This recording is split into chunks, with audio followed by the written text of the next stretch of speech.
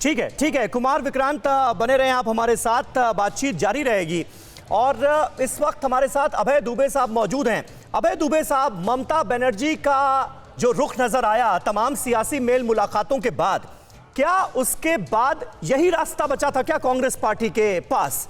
क्योंकि अगर बड़ा मैसेज देना था या बड़ी लड़ाई की तैयारी करनी थी, मिशन 2024 का जिक्र बार बार हो रहा है, क्या उस लिहाज से ममता बनर्जी को मनाने की कोशिश नहीं होनी चाहिए थी, या फिर ये एक्सट्रीम स्टेप लेना जरूरी हो गया था इसलिए ये सब कुछ तय किया गया?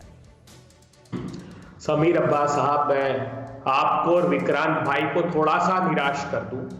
राहुल गांधी जी की लड़ाई ममता बनर्जी जी से या शरद पवार जी से या शिवसेना से या समाजवादी पार्टी किसी से नहीं है।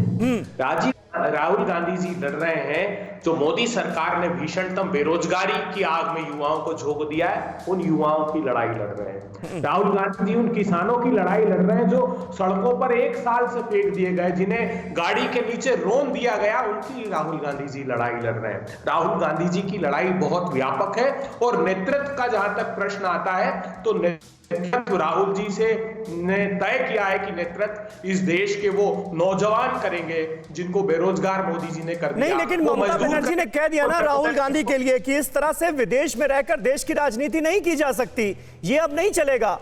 और वो ये भी कह रही है कि कांग्रेस पार्टी को तो मैंने बहुत समझाने की कोशिश की लेकिन समझ में आता नहीं है।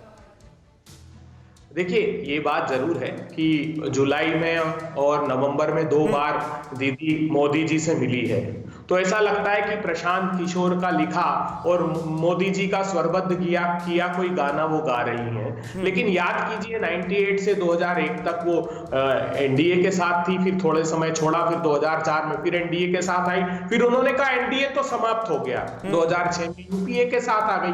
अब वो यूपीए का हिस्सा है ही नहीं, इसलिए यूपीए के संदर्भ में वो क्या बयान देती है वो बहुत प्रासंगिक नहीं है। लेकिन ये सामूहिक लड़ाई समूचे प्रतिपक्ष की है जो मोदी जी ने हिंदुस्तान की विरासत को बेचने का काम प्रारंभ किया। ठीक है, लेकिन अभी तक देखिए, जिस विपक्षी एकता का जिक्र हो रहा था, सामूहिक लड़ाई का जिक्र हो रहा था, ममता बनर्जी माइनस कांग्रेस करके चल रही हैं। विपक्षी एकता, सारी विपक्षी पार्टियां, एंटी बीजेपी पार्टियां एक तरफ, माइनस कांग्रेस, ये जो है ये क्या खेल है, ये समझने की कोशिश करेंगे। क्योंकि शरद पवार से भी मिली है ममता बनर्जी। शरद पवार से मुलाकात के बाद ममता बनर्जी का क्या था बड़ा बयान, इस पर जरा गौर कीजिए। वो ये कहती हैं कहां है यूपीए, अब तो कोई यूपीए है ही नहीं।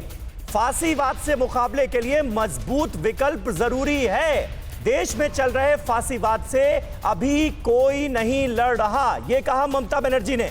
और सॉल्यूशन क्या बता रही है ममता बनर्जी, वो ये कहती हैं कि सभी क्षेत्रीय दल, रीजनल पार्टियां जो हैं वो साथ आ जाएं तो बीजेपी को हराना मुमकिन है 2024 में। सुनिए।